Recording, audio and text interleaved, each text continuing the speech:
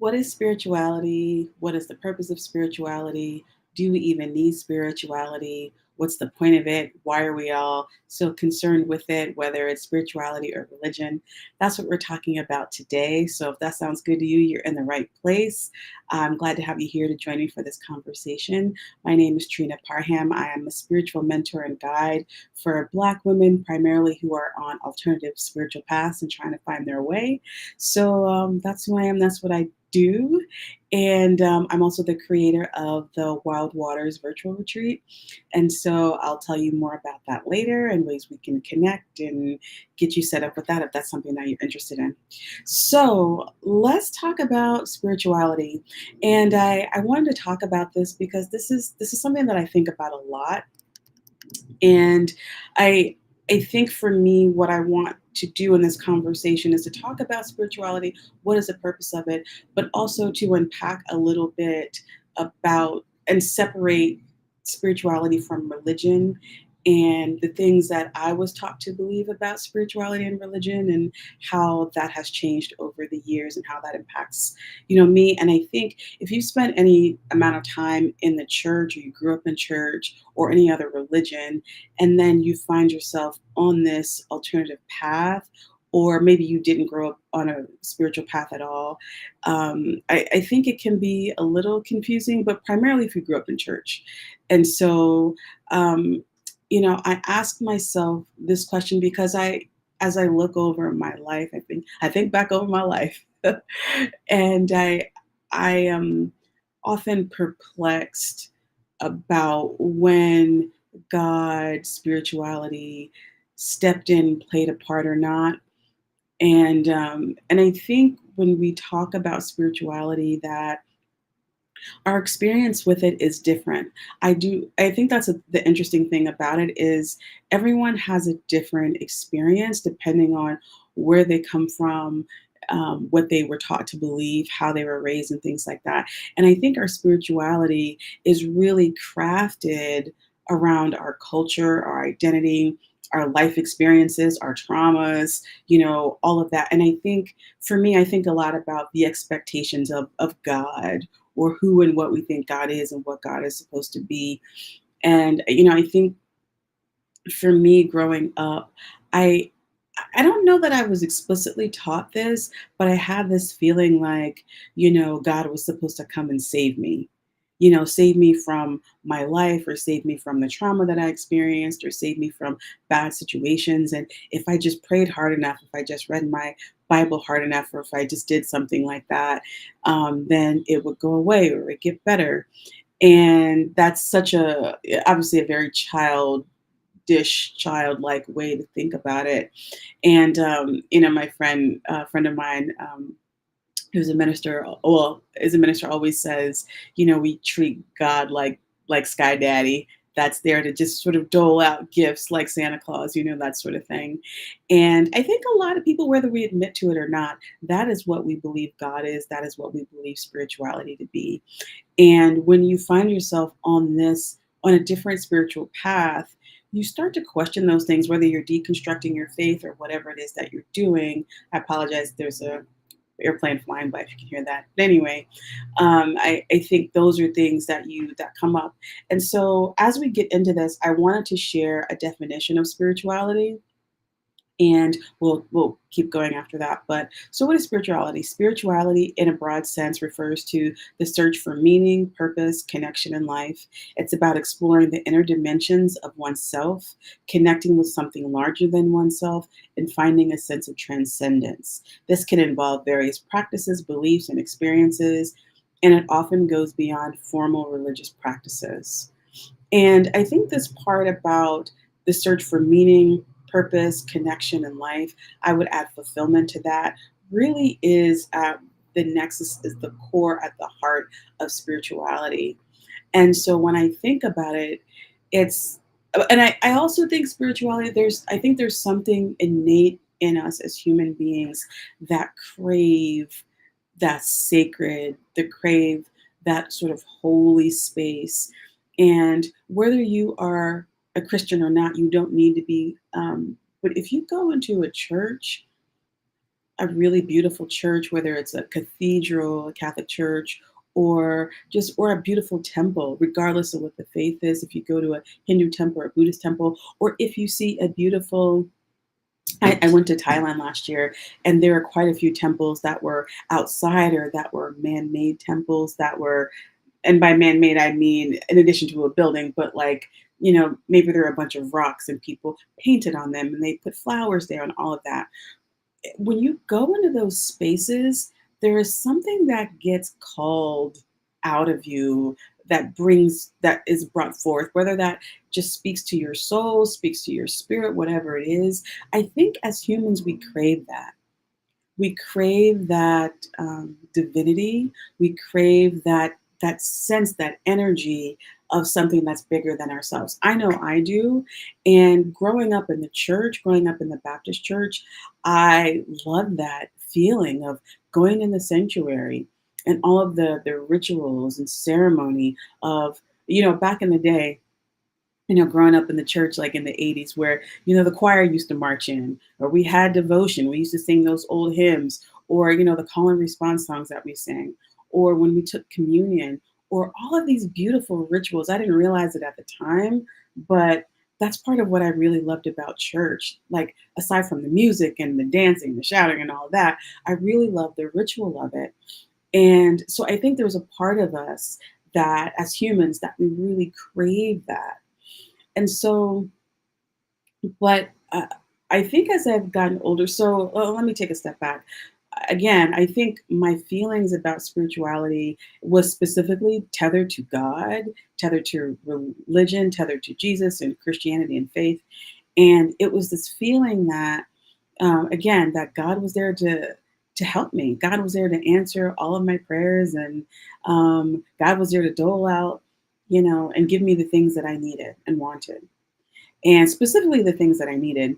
And so I think my experience of God was, there are things that I was just naturally good at, or that came naturally to me, that I got, that flowed easily, and there are things that didn't. And so when there are things that didn't flow naturally, it's like, oh, why is this so hard, even though I keep praying about this thing, you know? And so I I think this is something that we've created, and I forget who said it, but basically the idea is that we create God in our image, that man creates God in his image, or woman creates God in her image. And I think similar for like the divine feminine, for example, that the feminine face of God often resembles our mothers. And so I I think I spent a long time, um, I think secretly or subconsciously resenting the things that, I felt like God didn't give me. And so a lot of that was, growing up, we weren't poor growing up, but we were definitely working class. And, I went to, predominantly white private schools, even though, I grew up in a very working class neighborhood. And both my parents, my dad worked, had a city job, and my mom worked at a hospital. And so I think there was a sense of seeing things that other kids had, and knowing that, oh, that's not my reality. And there were things about that I wanted to be different, that just weren't different, and the prayer didn't matter. And so I think a big part of this conversation for me around spirituality is also the purpose and function of prayer. And maybe I'll maybe I'll change the title of this, and I don't know, we'll see. But I think that's really what the heart of this is for me, is like, what was the purpose and function of prayer? And as I've gotten older, I think prayer brings comfort. I don't know that, and I think prayer is more about intention. Prayer is a container to house our needs, to hear our cries, our moans, our worries, our anxieties, regardless of what you're praying to, or even if you're just talking out loud. I think that's what it does. But does prayer do prayers get answered? I don't know. Sometimes they do. And, it's interesting because I think I'll give the example of when someone is really sick. Okay. And if someone has a miraculous healing or something happens, and we thank God or we say our prayers are answered or whatever it is. But what if someone doesn't get well? What if someone dies or someone has a tragic accident? And then we attribute that to God also and say, well, that's how God wanted it. It's like that doesn't make any sense. Some folks will just say anything. And so but I think it's important when you're on the spiritual path to begin to answer these questions for yourself.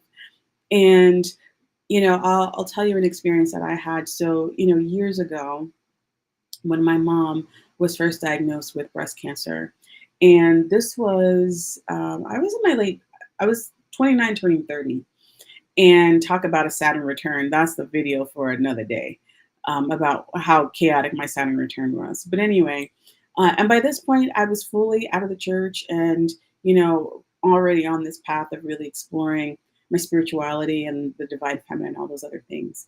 And my mom, when I found out and she told me that she was diagnosed with breast cancer, I started to my immediate thought was, oh my gosh, I have to go back to the Bible. I need to go back to church. I need to go back to this thing that is so deeply ingrained in me. Like that is a spirituality that I know I can lean and count on. Because even though at this point I had been gone out of the church and out of all of that for at least the past, I don't know, 6 years maybe by that point, 5, 6 years by that point. But there was something still embedded in me. Obviously, I grew up studying the Bible, reading the Bible, learning a lot about it, embodying it, practicing it. And so when it came to something that I really needed, which was my mom to be well, I went back. And so I try to go back to church. I try to do that. I try to pray. I try to read my Bible and read the Bible. I did it for a while, and it just didn't, I don't know, it wasn't quite jiving the way it used to, but I did try. And I thought that was the answer. I thought that was the thing that I needed to do. And my mom, she had a very aggressive form of breast cancer.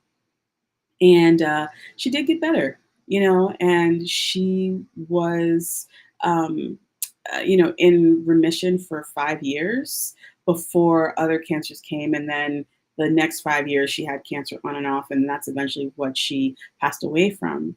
But in that initial time, I don't know that I necessarily attributed her healing to answered prayer, but it was a part of it. It was a part of that thing that I needed to communicate. And I know my mother was a woman of faith. She was a strong Christian, and I know she was praying. And so I hope in some ways maybe her prayers were answered. I don't really know. And anyway, fast forward the last time that she had cancer when she was terminal and she was dying, I there was this moment when I wasn't with her and she could have died.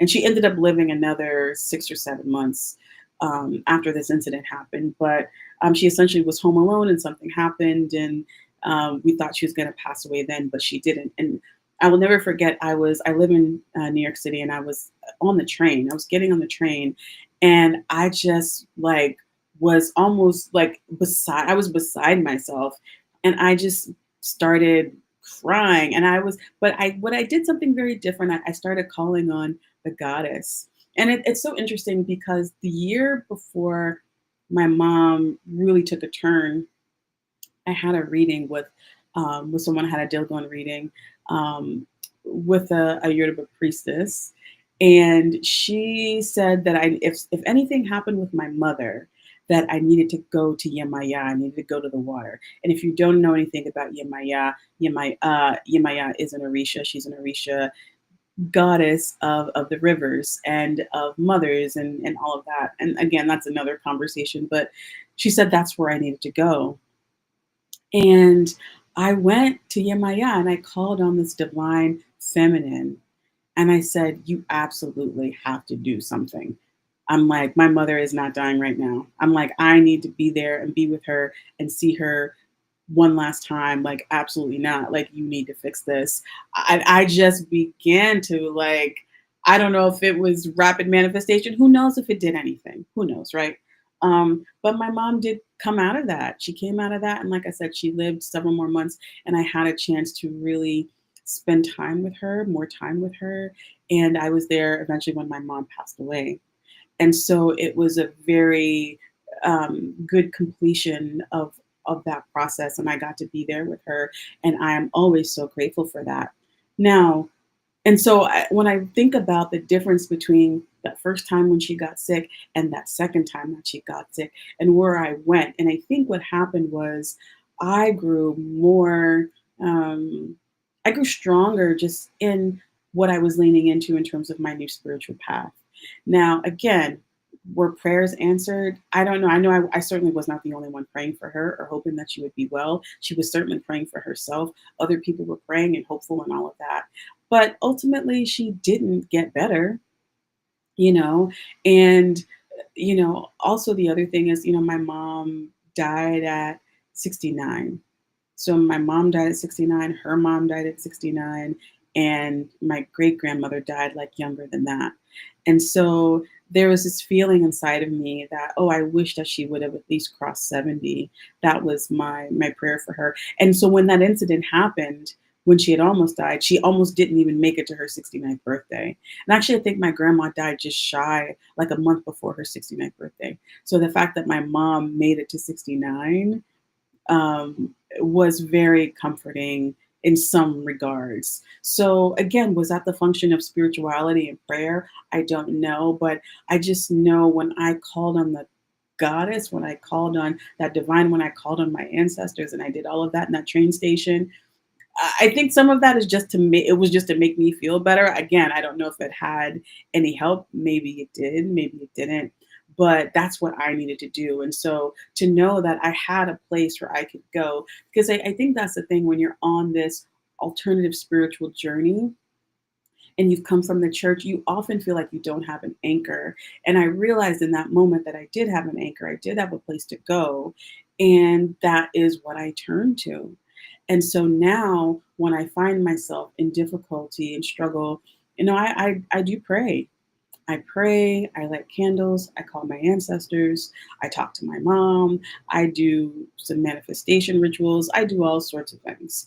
And I think it's more for us as an individual. Now, is there a connection to the ethereal spiritual realm? Again, I think prayer and spirituality is about having a container for our intentions. And I think when we have that and we put all of our focus on something, that it's a lot more likely to happen. But also, there are people who have had cancer similar to my mom and it never returned. And they go on and they live healthy, long lives. That was not the case, for my mom. So who can say, so would someone say that our prayers, that someone else's prayers were more stronger, more effective than ours? I don't believe that to be true at all because I know the kind of faith that my mom had. Aside from me, I know the faith that she had, and so I would never let anyone tell me that otherwise. And so yeah, so I often wonder, so what is the purpose of all of this? Why do we need spirituality? And again, I think it feeds something in us as human beings that we need to feel connected to something larger because when you think about it, when you think about the fact that we are floating on like Earth is just floating in space. It's just there. I mean, there's gravity, there's all sorts of scientific reasons why that's the case. But when you think about it, it's very fantastical. It's very magical. Like it's so fascinating. And I think when you think about all of that, it's like, wow, what is going like it's so interesting to just try to wrap your head around. Kind of forget where I was going with that. Anyway, but I think spirituality is something that we feel like, oh, I know, because the world and life is so mysterious. I think death and dying is such a mysterious process, what happens to us. And some people say they know. I don't know if we really know. I think our minds and hearts and bodies all do different things, maybe when we die. I know people say they see similar things at the end.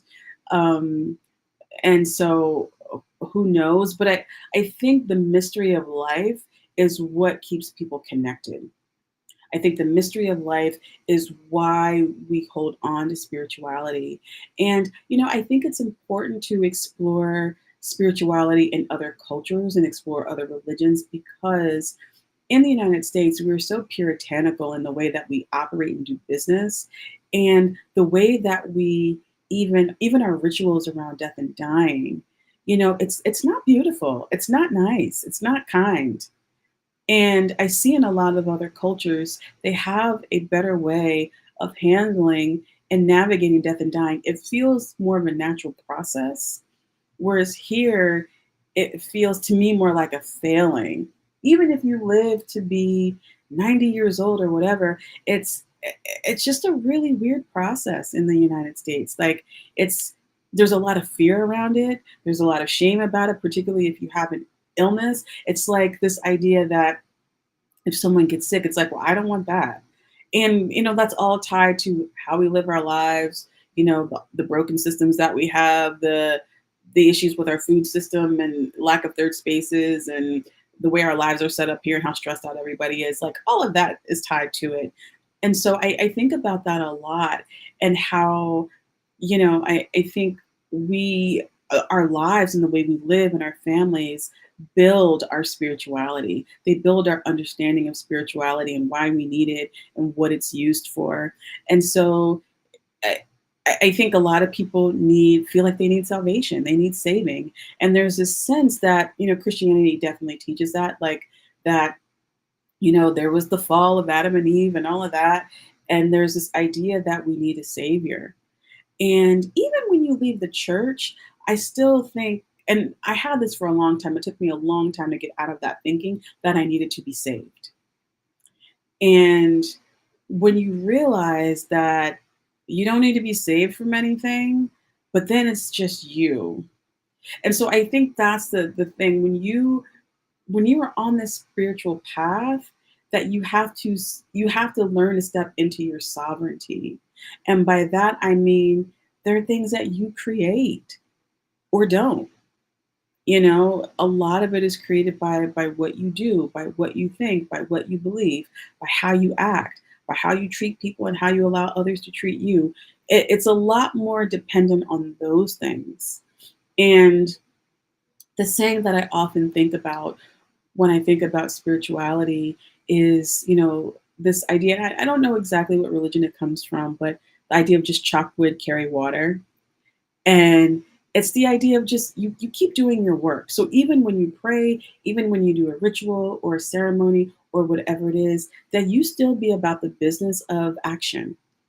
And you chop wood, you carry water, you show up. And when you're looking for that meaning, fulfillment, all of that in your life, you chop wood, carry water, you show up. Because I think there's this we have this tendency to think that the meaning and purpose of our life is going to come from divine source or God or whatever it is. And I think sometimes people have that experience, but it's okay if you don't. And I don't think that everyone has that experience. For some people, and I think this is a lot of what we lean into spirituality for is why am I here? What is the purpose of my life? What is all of this even for or about? And I think that we want answers to those questions, particularly if you're the kind of person who you haven't quite found your path or you feeling unfulfilled in your life in some way. And I'll also say, once you cross 40 and you start inching toward 50 and you get into perimenopause and menopause, I think a lot of things start to shift in your mind and your brain about what you want out of life. And when that starts to feel confusing or uncertain, um, you start questioning a lot of things. And so I think spirituality can be there to help you figure a lot of those things out. And so, um, and I was thinking about something else also. I have a friend, that same friend that is um, who is a minister, and although she's not practicing anymore, but she's more like agnostic and practices a lot of different spiritual. She's been on many different spiritual paths, even though she's went to seminary and all of that. But her and I had a conversation a few years ago about God and whether or not we believed in God. And at that point, I think I said I felt like I was an atheist. Like I had gone through a lot and I'm like, I just don't know that I believe in anything. And one thing that she said to me was, and it was very profound, but she said that she she no longer could live in a world or didn't want to live in a world or have an existence where there wasn't God. And and she had been on a similar path as me, but that she needed that. She needed God. And so she allowed herself to have God. And it really struck me because I think that is what is so important for others to just make a decision to believe in God or to believe in something or to hold on to something because life can get really difficult. And when there's no one else to call on, when there's nothing else to hold on to, sometimes that's what we need. It can sometimes it's not enough to just meditate or to think that it all has to come from you. And so unlike a lot of, I think, atheist and agnostic folks who um, want to just argue folks down about their belief in God or their religion or whatever, I don't want to do that. If you believe in God and you say that's the path, hey, I love that for you. I really do. And I think you should hold on to it because it is tough. It really is tough to step off that path and to not believe that. It can be very lonely, it can be very difficult, and I think it can feel very isolating and scary. And everyone is not meant to or to sort of traverse that and be on that path. And so if you find yourself saying, hey, this is something that I'm going to hold on to, I say do it. And for some people, that's God and the church. Some people, that's their crystals. Some people, that's, meditation and yoga and mindfulness and whatever it is. And I think that's okay because it's scary. It can be scary and that unknown, the mystery of life, the great mystery. And I think figuring out a path that you want to be on, there's something about it that's very comforting. And I think comfort is really great. I think comfort is a beautiful thing. And sometimes we need it again, especially when things are difficult, when things are hard. And, you know, one of the things that happened, uh, I think for me in my 40s, like especially when my early 40s, um, is where things felt very chaotic. And also very lonely. And I think I was going through things that I didn't quite know how to articulate to other people. And so turning to prayer and to my spiritual practice is something that was very anchoring for me. And so I came to the conclusion that spirituality, if for no other reason, is there to comfort me. And so when I turn to my ancestors and when I go into my ancestral practices and my altar and all the things that I do and that I help clients to figure out that path for themselves, if for no other reason than to help me channel my energy, channel my intentions, and to bring me comfort, that's enough. That's enough for me. And it nourishes my soul, it fills me up, and it anchors me, it grounds me. And I think when we talk about um, needing to be able to be grounded within yourself, I think those are the things that help us do that. Now, does everyone need that? No.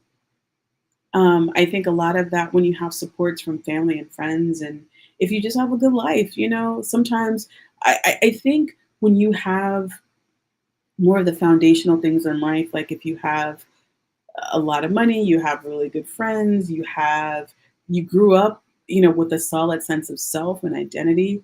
I think you probably need less spirituality. Don't quote me on that, but that's what I've seen in a lot of people who grew up, my upbringing, as much as I love my family, was chaotic.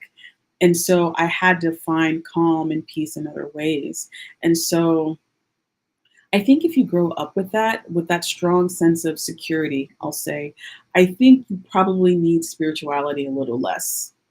And what I know for a lot of Black women, a lot of us, we grow up in chaotic families and situations, whether that's your own family or just dealing with racism every day or classism or anti-Blackness or misogynoir or misogyny or whatever it is, or colorism or featureism or all the things that we deal with. It can be very destabilizing. And so when that happens, we reach for something because we need to be comforted, we need to be cared for, we need to be tended to. There's a rip that happens in the souls of so many Black women that need to be mended. And I know I'm just thinking about this as I'm talking, but and so I think this is why they say that Black women are the most religious demographic in the United States. And I think this is why. Because when you think about all the things that we've had to deal with, all the things that we've had to go through and that we continue to deal with and go through, it's like you want a savior. You want help. You want an out. You want someone to take you to the promised land. You want something else other than this reality that is very draining, stressful, sad, scary, you know, all the things, or where you have to do so much and perform so much and overly perform and overly give. It's like and just get so little back. So it makes perfect sense why so many Black women are very religious.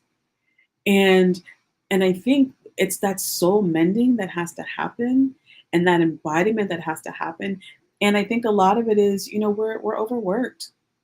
And another side of my life outside of the spiritual work that I do, I have a leadership development and training company, and I work a lot with women who are on the brink of burnout, and I help women recover from burnout. And so maybe I'll link to a video around burnout, and if that's something you're struggling with, I can link to a video on that if you're interested. But anyway, and in the work that I do around burnout recovery, you know, it's I help women take sabbaticals and career breaks, and that's something that I did. I took a year-long career break, and a lot of Black women don't usually get the time to rest and relax.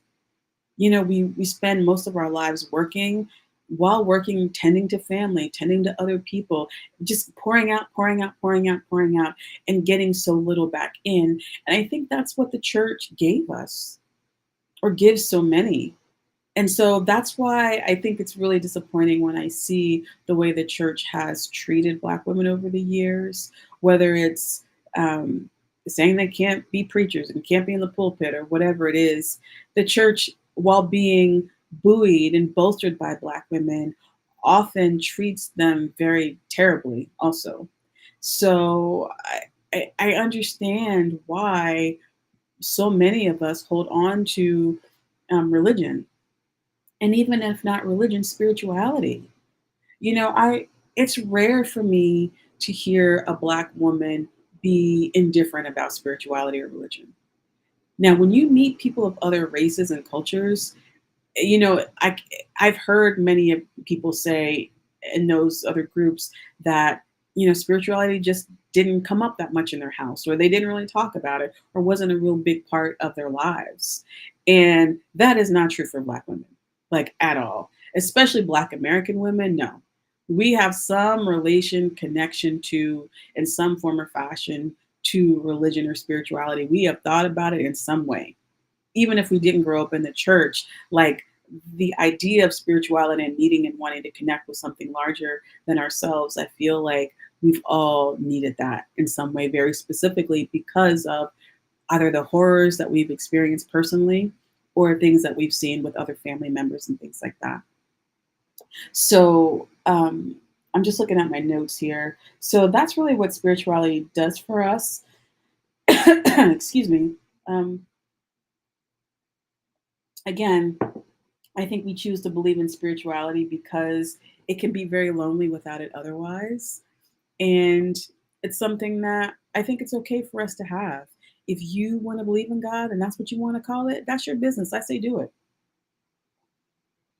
And I think when we are in times of trouble or difficulty or sadness or fear or sickness or illness, that's when we call on God, our ancestors, whatever it is.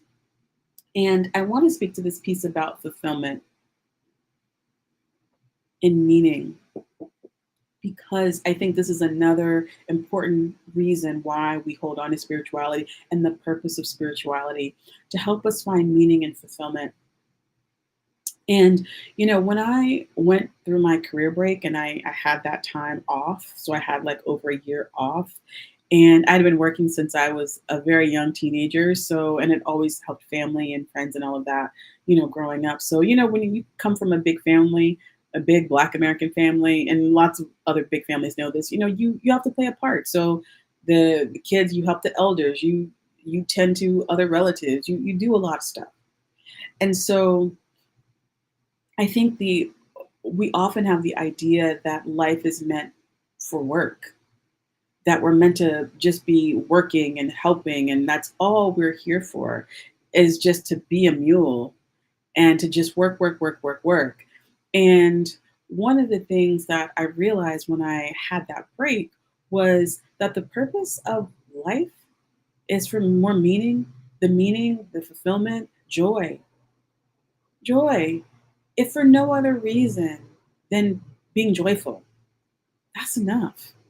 If you never find that thing that you're meant to do, if you never find a calling, if you never, find the right career path or whatever it is, because I think our our sense of meaning and purpose and fulfillment is often channeled into work. And so we think that's the only vehicle for it. Or if it's not that, it's like then we have to have some grandiose purpose with a capital P that's divinely given to us from God by God. And that's going to be a very specific path or thing that you're meant to do. I think that some people have that, and there are a lot of people who don't. And my path has deviated and had many twists and turns, and I haven't stuck with one thing. I've had many things throughout my life and career. And what I eventually landed on was that the purpose of life is to enjoy it, is love, is connection, is to get as much out of it as you can. And I often say to myself, when I get to the end of my life, whenever that is, and I hope that's a long time from now, that I want to be wrung out at the end. I want to get to the end and be like, you know what? Um, I've done it all. I've done all the things that I set out to do that I wanted to do, and I feel complete. And I know everyone doesn't get this, but that is my prayer, that is my hope, that is my desire, that is my intention, is to get to the end with just gratefulness and to look back over my life and say, yeah, it was a lot of ups and downs, twists and turns, but I led with joy, and I really squeezed everything out of this life that I could. And I think spirituality, as we lean into the bigger themes of life and what it's all about, that's what it gives us. And so for me, that's creativity, that's travel, that's just being present in conversations with people. And that's something, I have slowed way down in my life since I had that burnout experience years ago and I had my career break. I like to just be present. When I go visit my family, I'm there. I'm not so charged around, things that happened in the past or whatever. It's like, no, I want to be here and I want to be able to enjoy this moment. Side note, I think part of why we have spirituality and therapy and all the other things is so that you can have a clean heart and clean spirit that allows you to show up in the fullness and the totality of who you are in this life. Because I think when you have a lot of trauma, a lot of unhealed trauma and unresolved issues with people and relationships and things like that, that it prevents you from connecting to life. It prevents you from getting all the things out of life that you possibly can. I'm not saying everything in my life is perfect, it absolutely isn't, but my relationships are clean. And by clean, I mean there aren't things that are left unsaid. There aren't things that I wish I had told this person and didn't. I don't have people in my life that I don't want there. I don't have any of that anymore. And that was years in the making. But I realized years ago when I was, in my 20s and in therapy and all the things, that that's something that was very important to me. And resolving a lot of trauma and working through a lot of trauma and working through a lot of those issues, I realized that, oh, I have the space to really be present in my life. And I think that is a gift of spirituality. That is a gift of also all of those healing modalities and therapy and all the other things. That's a big part of what it's given me. And that is incredibly valuable. And I think the other thing is to be able to ride the wave because, disappointments come. I certainly get disappointed and sad and frustrated and, feel isolated and lonely and all those things. But I also feel tremendous joy and peace and gratitude and connectedness. And I think that's what spirituality also does and gives us. So, wow, that's it. This has been actually very therapeutic for me to talk about this. So thank you. If you've listened to this point, thank you so much. So I want to say if this is something that you are wanting to do, and by do, you're wanting some guidance and support around your spiritual path and what's next, and you're wanting a sacred moment to connect with spirit and connect to your ancestors, I'd like to invite you to the have a conversation, a one-on-one conversation with me, and whether you want to have a soul session with me, and that soul session involves a tarot and oracle card reading, or the Wild Waters Retreat, which is a virtual retreat that where we create ritual together. And we go through that to see what's going on with you and support you in creating your own sort of foundation in your spiritual life and talk about the things that might be, holding you back or that you're struggling with and where you need some support. And so I can tell you more about that. So sign up for a free 30-minute call with me, and it'll give us a chance to get to know each other a little bit and see how I can support you and help you in your spiritual path. And so the link to sign up for that is below this video. And I'd love to talk and connect and see how I can support you because the spiritual path can be quite lonely, and having a guide, a supporter, a cheerleader, a confidant while you are on this path and helping you to find peace and to do the self-reflective inquiry work around this is extremely valuable. And so, when I work with folks in the virtual retreat, I again breath work, meditation, bring in the oracle cards, bring in the tarot. I create a ritual for us together. And it really is a beautiful experience. I've been doing it, these sort of virtual retreats, in some iteration for years. And it always gets to the heart of what someone needs every single time. It's a really beautiful process. So if that's something that you're interested in, sign up and book a free call with me. And that's it. Thank you so much for being here and listening. I hope this was valuable and helpful to you. Be sure to like, subscribe, and comment, and let me know what does spirituality mean to you. I'd love to hear that and get in a little dialogue about that. So be sure to leave a comment. And thank you so much. And I will talk to you soon.